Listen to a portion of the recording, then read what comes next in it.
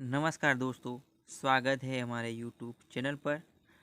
अगर आप हमारे चैनल पर पहली बार हो तो हमारे चैनल को सब्सक्राइब और साथ ही साथ बेल आइकन को प्रेस करना ना भूलें ताकि हमारे वीडियो जैसे अपलोड होता है आप तक सबसे पहले पहुंचे।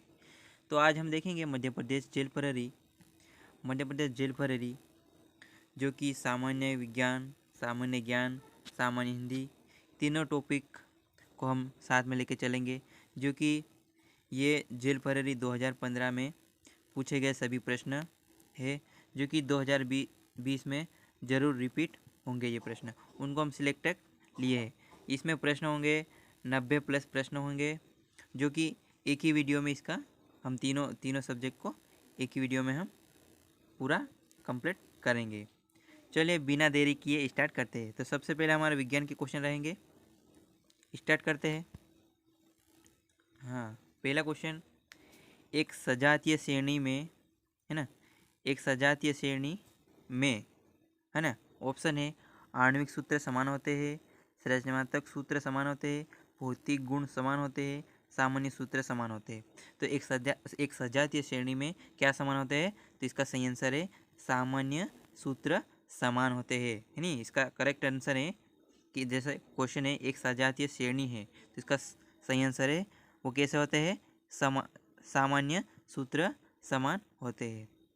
अगला क्वेश्चन देखते हैं, वायु प्रदूषक जो प्रकाश रासायनिक धुंध उत्पन्न करता है ना। क्वेश्चन है वायु प्रदूषण जो प्रकाश रासायनिक धुंध उत्पन्न करता है। ऑप्शन है ओजोन, क्लोरीन एवं sulphur oxide, oxygen, chlorine, nitric अम्ल, नाइट्रिक ऑक्साइड, पेन, एल्कोलिन। और चौथा ऑप्शन है carbon dioxide, carbon monoxide, sulphur dioxide. तो इसका जो सही आंसर है ना, जो वायु प्रदूषक है जो प्रकाश रासायनिक धुंध उत्पन्न करता है, तो कौन सी गैस जो है कि रासायनिक धुंध उत्पन्न करता है? इसका सही आंसर है नाइट्रस ऑक्साइड, पेन तथा एक्रोलीन इसका सही आंसर है। आगे बढ़ते हैं। क्वेश्चन है हमारा बेकेलाइट है ना। क्वेश्चन है बेकेलाइट है। ऑप्शन है युगात्मक बहुलक, इलास्टोमर, सुनमय प्लास्टिक, ताप दृढ़ प्लास्टिक, है ना। तो बेकेलाइट क्या है? इसका जो सही आंसर है ताप दृढ़ प्लास्टिक है ना। बेकेलाइट क्या है? एक ताप दृढ़ प्लास्टिक है। इसका सही आंसर है ताप दृढ़ प्लास्टिक।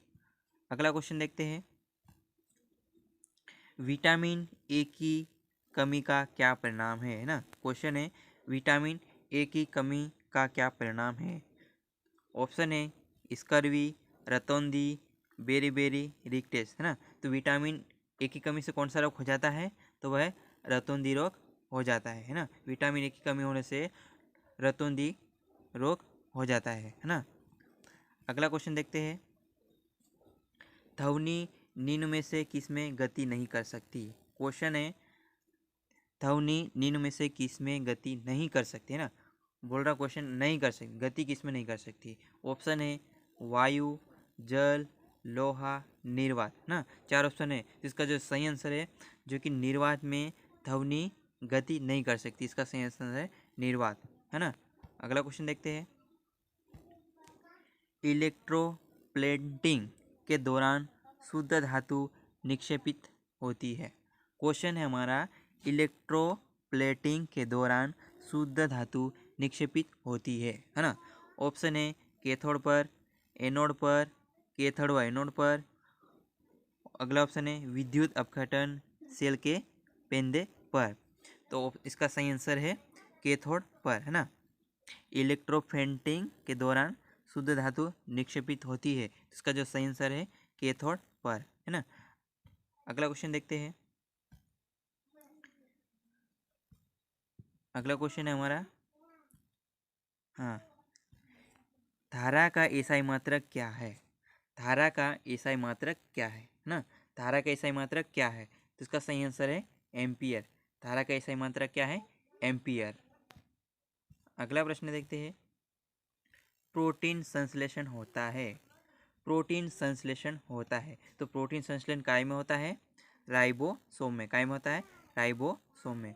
प्रोटीन संश्लेषण काय में होता है? राइबोसोम में। अगला क्वेश्चन देखते हैं, आलू किससे वृद्धि करता है। आलू किससे वृद्धि करता है? हमारा अगला क्वेश्चन है आलू किससे वृद्धि करता है? तो इसका सही आंसर है तनाव युक्त कंद की काट से। कैसे वृद्धि करता है?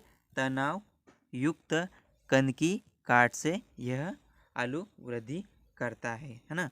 अगला क्वेश्चन देखते हैं। कपाल तंत्रिकाएं संख्या में होती है ना। तो कपाल की तंत्रिकाएं होती है, उसकी कितनी संख्या होती है? क्वेश्चन पूछा गया है कि कपाल तंत्रिकाएं की संख्या कितनी होती है? तो इसका आंसर है 12। कितनी संख्या होती है?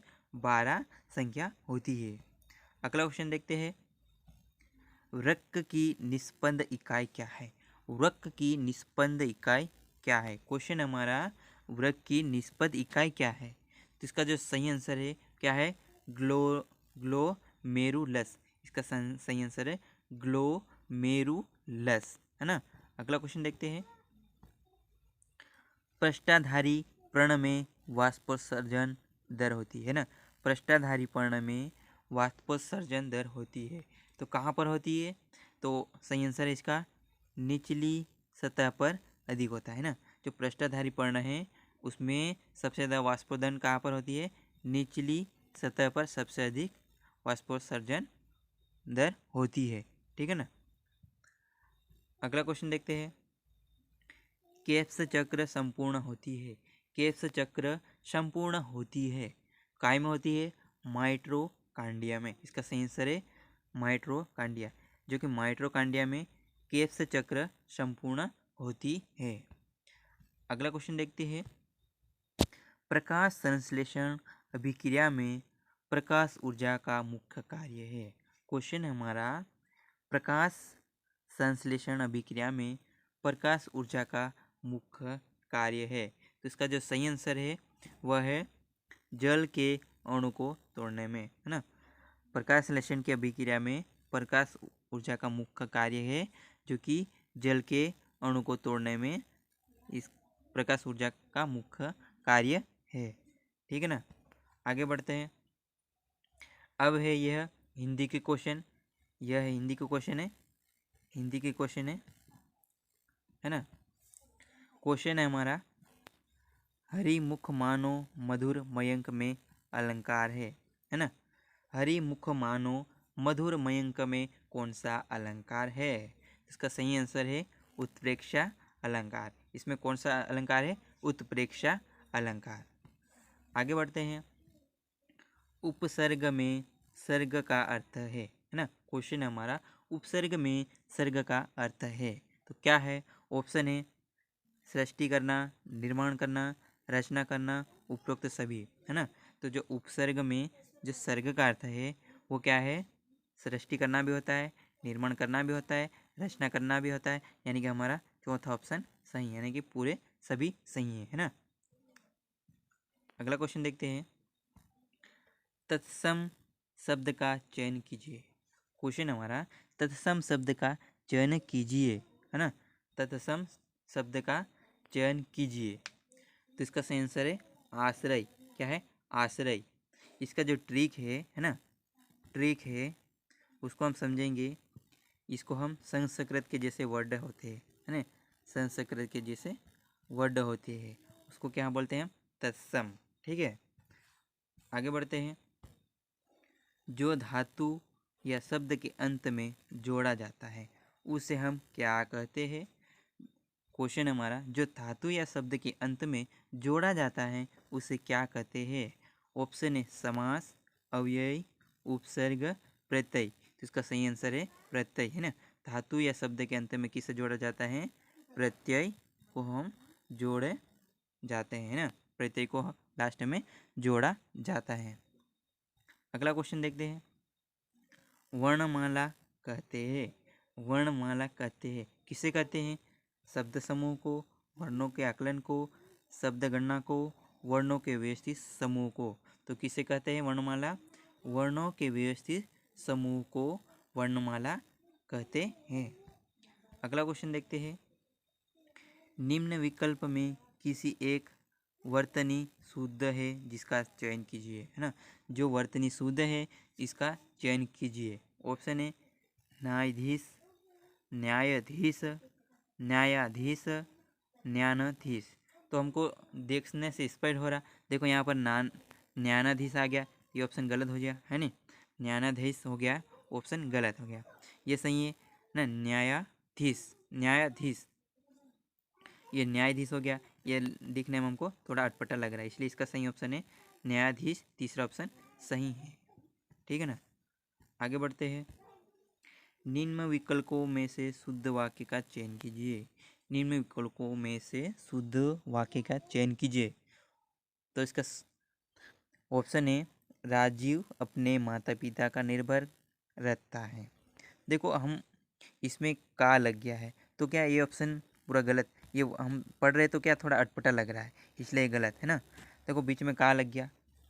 अगला ऑप्शन है राजीव अपने माता पर निर्भर है। क्या क्या बोल रहा है, राजीव अपने माता पिता पर निर्भर है, ये थोड़ा हमको ठीक लग रहा पढ़ने में, है ना।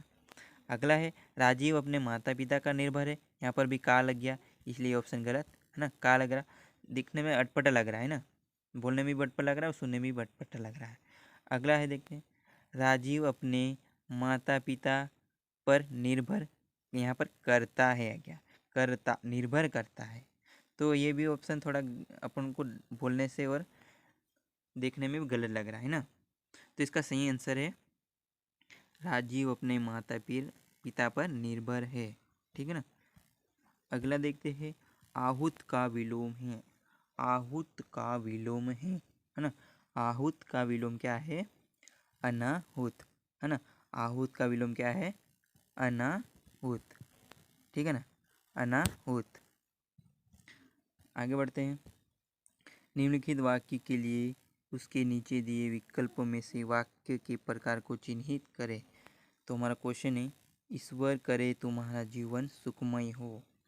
ये वाक्य कैसा लग रहा है हमको, ईश्वर करे तुम्हारा जीवन सुखमय हो। तो कैसा है, इच्छावाचक है कि एक इच्छा हो रही है ना, इच्छा, इच्छा जताई जा रही है। तो कैसा कैसा वाक्य है ये, इच्छावाचक वाचक है ना, इच्छा हो रही है इसलिए। ठीक है ना, अगला क्वेश्चन देखते हैं, जिस संज्ञा में केवल एक ही व्यक्ति का बोध होता हो।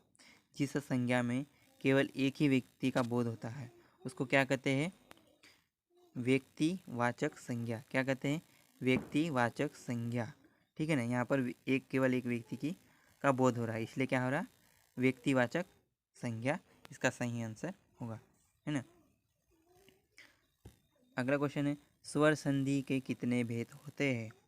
स्वर संधि के कितने भेद होते हैं, 5 होते हैं। तो कौन कौन से होते हैं, गुण स्वर संधि, यण स्वर संधि, वृद्धि वृद्धि स्वर संधि, है ना।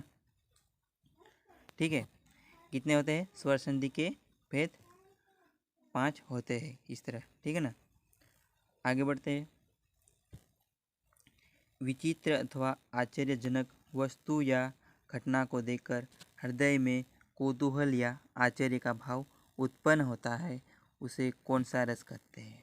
क्वेश्चन हमारा विचित्र है ना, विचित्र आश्चर्यजनक कोई वस्तु है या घटना को देखकर कैसा हृदय क्या आश्चर्य का भाव उत्पन्न होता है, उसमें कौन सा रस होता। तो हमने रस पढ़े है, अद्भुत का क्या होता है, विस्मय, है ना, या आश्चर्य। ठीक है, अगला क्वेश्चन है, अपकृत्यय में उपसर्ग, है ना। अपकृत्यय में उपसर्ग, उपसर्ग मतलब पहला, पहला, है ना, पहला शब्द। ठीक है, जैसे अप मतलब अप, तो इसका सही आंसर है अप। ये कृत्य क्या है, कृत प्रत्यय है, कृत प्रत्यय है, और अप क्या है, उपसर्ग है। आगे बढ़ते हैं। निम्नलिखित में तत्सम तद्भव में से कौन सा विकल्प अशुद्ध है। क्वेश्चन हमारा, निम्नलिखित तत्सम तद्भव में से कौन सा विकल्प अशुद्ध है, यहाँ पर अशुद्ध पूछा है। ठीक है ना, तो जब भंगिनी, बहन, ये सही है। शिक्षा, भिखारी, भिक्षा, भिखारी, ये थोड़ा अलग लग रहा है। ठीक है, तो ये ऑप्शन अशुद्ध है।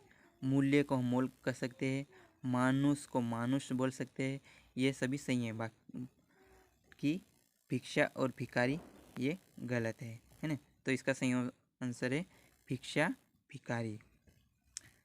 अगला देखते हैं, च वर्ण की ध्वनियों का उच्चारण इस स्थान होता है ना। च वर्ण, तो हम च तो काय से आवाज आती है, हमारी तालव से, तालु से हमारी आवाज निकलती है। जैसे च च च है ना, तालु से आवाज निकलती है, इसलिए यह तालव्य इसका सही आंसर हो जाएगा। ठीक है ना।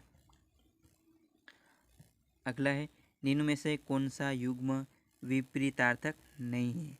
विपरीतार्थक नहीं है, क्वेश्चन पूछा है, विपरीतार्थक नहीं है ना।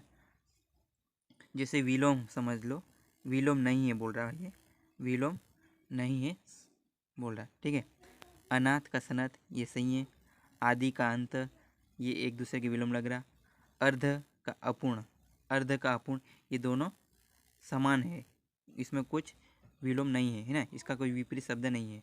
अग्रज का अनुज है ना, अग्रज का अनुज, इसका सही आंसर है अर्ध का अपूर्ण, ये इसका सही ऑप्शन होगा। आगे देखते हैं, निम्न शब्द युग्म के विकल्पों में कोई एक युग्म सही नहीं है, क्योंकि गलत युग्म का चयन करना है। इस ऑप्शन में, ये क्वेश्चन में हमको बोला है निम्न शब्द युग्म के विकल्पों में कोई एक युग्म सही नहीं है, जो कि गलत युग्म का चयन कीजिए। इसमें हमको गलत है उसका छांटना है, बाकी तीन सही है, एक जो कि चौथा ऑप्शन जो भी एक होगा वह गलत होगा। तीन सही एक गलत होगा, तो वह हमको छांटना है। तो इसका सही आंसर है भाग्य क्या दुर्भाग्य है ना, भाग्य क्या दुर्भाग्य। ठीक है ना। बाकी ये छत्र सूची भाग्य का ना, भाग्य दुर्भाग्य ये ऑप्शन सही है। ठीक है। ये थोड़ा हमको दिखने में अलग लग रहा है। ये तरंग और तुरंग ये सब दिखने में समान है, ये समान है। सूची दोनों समान लग रहे, छत्र समान लग रहे, बाकी भाग्य और दुर्भाग्य थोड़े अलग है, इसलिए इसका सही ऑप्शन है भाग्य और दुर्भाग्य। ठीक है। अगला है, समकृति का संधि शब्द होगा। सम प्लस कृति का संधि होगा। देखो सम है ना, सम को हम कैसे लिख सकते हैं, इस तरह, स और ऊपर चंद्र बिंदु। ठीक है ना। सम को हम कैसे लिख सकते हैं स और ऊपर चंद्र बिंदु, इस तरह से हम इसको लिख सकते हैं, इसलिए इसका सही आंसर है संस्कृति। क्या है, संस्कृति है ना, इसे जोड़ सकते हैं। ठीक है ना, संस्कृति, तो इसका आंसर है संस्कृति। अगला क्वेश्चन देखते हैं, विद्यादान का समास विग्रह। विद्यादान का समास विग्रह है ना, विद्यादान का समास विग्रह, तो इसका सही आंसर है विद्या का दान है ना। जिसे विद्या का दान है ना, इसको टुकड़े में तोड़ना था, विद्यादान को टुकड़े में तोड़ना है, तो दान को अलग कर दिया और विद्या को अलग कर दिया। ठीक है, इसे समास विग्रह कहते हैं। तो इसका सही आंसर है विद्या का दान। जैसे ये ऑप्शन है, हमको देखने में थोड़ा अटपटे लग रहे, जैसे विद्या से दान, ये ऑप्शन गलत है ना। विद्या के लिए दान, के लिए तो लगेगा नहीं है ना, का सही है, को अलग लग रहा है, इसलिए ये भी ऑप्शन गलत है। तो इसका सही आंसर है विद्या का दान। ठीक है। अलंकार को काव्य की आत्मा कहा जाता है, किसका कथन है, आचार्य रामचंद्र शुक्ल जी का है। अगला है, हरिमुख मानो मधुर मयंक में अलंकार। हरिमुख मानो मधुर मयंक में अलंकार, तो कौन सा अलंकार है, उत्प्रेक्षा अलंकार। अगला है, वटोही का पर्यायवाची है। वटोही का पर्यायवाची है, क्या है, यात्री। वटोही का पर्यायवाची क्या है, यात्री। ठीक है, बाकी ये तीनों गलत है। ठीक है। अगला है, कान भरना मुहावरे का सही अर्थ पूछा गया है। कान भरना मुहावरे का सही अर्थ क्या है, चुगली करना, इसका सही आंसर है चुगली करना। अगला है, मदद देना मुहावरे का अर्थ है, मदद देना मतलब कंधा देना। ठीक है, कंधा देना इसका सही आंसर है। जैसे कंधा पकड़ कर चलना, ये तो मतलब ही हो गया, कंधे से कंधा मिलाकर चलना, ये तो साथ साथ चलना हो गया है ना। एक कंज्यूमर निकालना, ये भी गलत है। ठीक है, इसका सही आंसर है कंधा देना। मदद देना मतलब कंधा देना। ठीक है, अगला है तीन लोक में मथुरा न्यारी लोकतिया का सही अर्थ पूछा है। तीन लोक से मथुरा न्यारी लोकतिया का सही अर्थ क्या है? तो इसका सही आंसर है जरूरत से ज़्यादा बड़ाई करना। क्या होता है? जरूरत से ज़्यादा बड़ाई करना। अगला है लोहे के चने चबाना। लोहे के चने चबाना लोकतिया का सही अर्थ है क्या है? घोर कठिनाई का सामना करना, है ना, घोर कठिनाई का सामना करना इसका सही आंसर है। अगला है लाइफ, यह सामान्य ज्ञान के क्वेश्चन है, सामान्य ज्ञान के प्रश्न है ना, ये सामान्य ज्ञान के प्रश्न है। प्रश्न है लाइफ ऑफ पाई पुस्तक के लेखक कौन है? लाइफ ऑफ पाई की पुस्तक के लेखक कौन है? तो वह यान मार्टल। कौन है? यान मार्टल। अगला है ज्योतिष शास्त्र की प्रसिद्ध भारतीय पुस्तक पंच सिद्धांति का रचयिता कौन है? तो कौन है? वराहमिहिर। कौन है? पंच सिद्धांतिका के रचयिता कौन थे? वराहमिहिर जी। अगला है द कंपनी ऑफ वुमेन के लेखक कौन है? द कंपनी ऑफ वुमेन के लेखक कौन है? तो कौन है? खुशवंत सिंह। ठीक है, आगे बढ़ते हैं। भारत के लिए एक संघीय ढांचे की प्रस्तावना पहली बार इसके द्वारा प्रस्तुत की गई। तो किसके द्वारा प्रस्तुत की गई?